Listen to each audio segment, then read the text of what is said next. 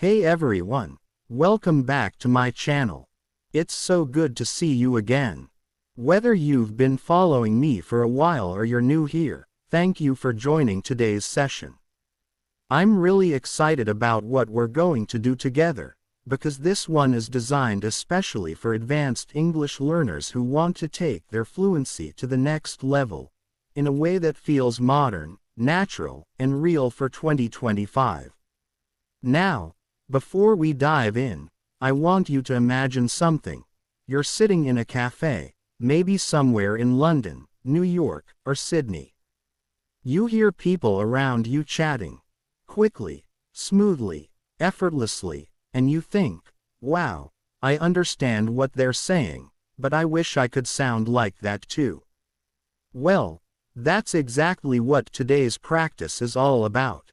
This 1-hour advanced English listening practice is going to help you not just understand native speakers, but actually think and speak like one. You see, learning English in 2025 isn't just about memorizing grammar rules or repeating textbook phrases. It's about communication. Real, human communication. It's about how people actually talk in the real world. The tone they use, the rhythm in their speech, the tiny pauses that make their sentences sound natural. And the good news, you can train yourself to do that too. You just need the right kind of listening practice, the kind that pushes you just a little outside your comfort zone, but keeps you motivated and inspired. So, here's what I want you to do as you listen today. Don't just sit back and let the words wash over you. Be active, be present. Every time you hear something interesting, a phrase, an expression, or a pronunciation you like, try to repeat it. Don't worry about making mistakes. That's part of the learning process. The more you engage with what you hear, the faster your brain adapts. Think of it this way. When you were a child learning your first language, you didn't learn by memorizing grammar charts, right? You learned by listening. You listened to how people spoke around you. You heard their rhythm, their intonation, their emotion. You repeated what you heard, sometimes correctly, sometimes not, but eventually, it became natural. That's the same approach we're taking here today. Now, you might be wondering, what makes this practice different from other English listening exercises out there? Well, most listening practices focus on understanding words, but this one goes deeper. It's not just about hearing English, it's about feeling it. You'll be listening to real-life examples that reflect how people actually communicate in 2025, with all the slang, expressions, and fast-paced speech that come with it. This will train your ears to process English at a natural speed, so when you talk to native speakers, you won't feel lost or anxious. I want you to remember this. Fluency is not about speaking fast, it's about sounding natural. Native speakers don't think about grammar every time they talk. They speak from habit, from experience. And that's what we're building here. A habit of listening deeply and responding naturally. So as you go through this session, make sure you're in a quiet space where you can really focus. If you can, wear headphones. They'll help you catch the small details in pronunciation and tone that make a huge difference. Try to listen more than once. The first time, just enjoy it. The second time, start noticing the patterns, the linking sounds, the contractions, the rising and falling tones. And the third time, start speaking along. That's when you'll really start to notice a change in your fluency. One thing I really want you to take away from this practice is confidence.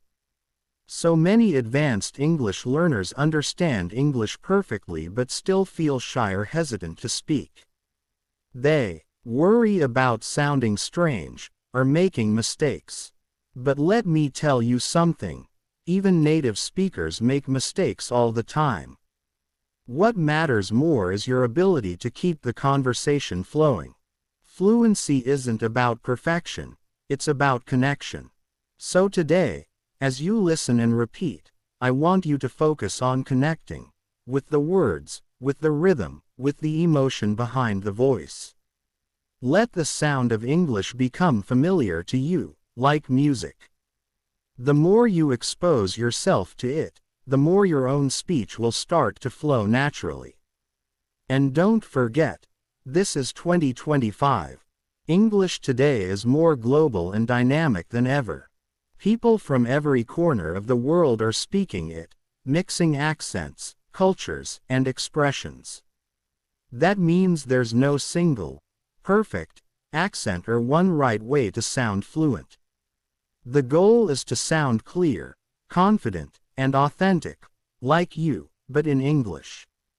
So, are you ready?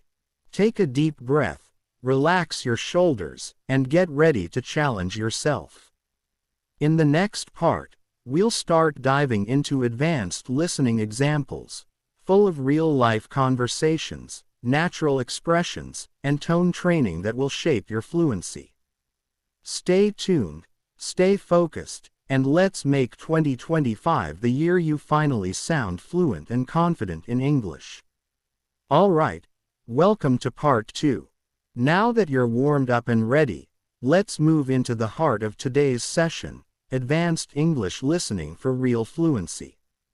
This is where the real transformation begins.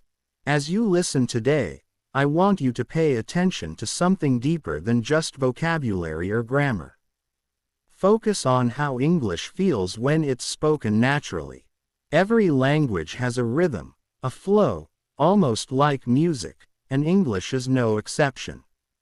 If you can tune your ear to that rhythm, your speaking will start to sound smoother and more natural without you even trying. Think about the way native speakers talk in movies or in everyday life. Their words don't sound robotic. They blend, stretch, and connect. For example, a native speaker doesn't usually say, "What are you doing?" They say, "What you doing?" Or instead of, "I am going to," they might say, "I'm gonna." These small changes may seem unimportant, but they are what make your English sound alive, and understanding them is key to sounding fluent. So, as we move through this part, listen carefully to those connected sounds. Try to repeat them exactly as you hear them. Don't worry about grammar right now. This is not a grammar test. This is ear training. When you repeat with the right tone and rhythm, you're teaching your brain to process English like a native speaker does. Another thing to notice is intonation, the rise and fall of the voice. English speakers don't speak in a flat, monotone way. We use pitch and stress to show emotion, to emphasize meaning, and to make speech sound interesting. For example, listen to the difference between these two sentences. "I can't believe you did that." "I can't believe you did that." Same words, totally different feelings, right?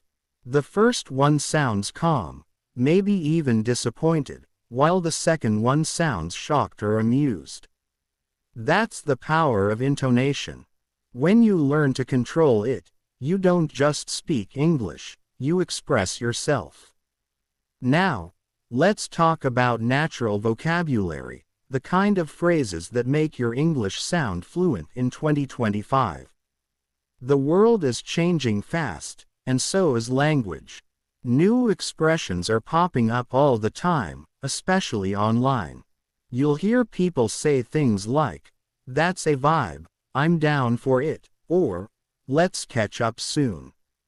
These are simple, but powerful phrases that make you sound current and confident. During this listening session, you'll hear a lot of these expressions in context. When you do, pause for a moment and repeat them out loud.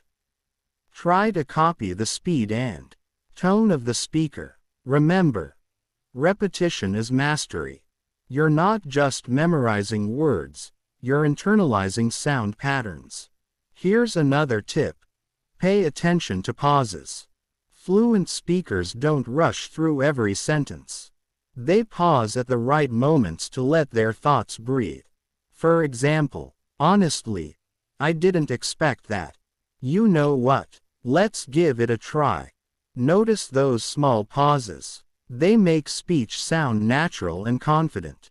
Silence, when used well, is part of fluency too. As you continue listening, imagine yourself in real conversations. Picture yourself at work, in a meeting, or chatting with friends. Ask yourself, how would I respond here? Then actually say it out loud. The more you imagine real-life situations, the more comfortable you'll become when those moments actually happen. Something else that often separates advanced learners from fluent speakers is emotion. Fluent English speakers don't just say words, they feel them. When they say, "That's amazing," they sound amazed. When they say, "I'm really sorry," they sound genuinely sorry.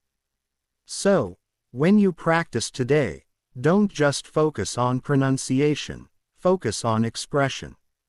Let your voice reflect what you mean. That's what makes communication powerful. Another challenge you'll face in advanced listening is speed.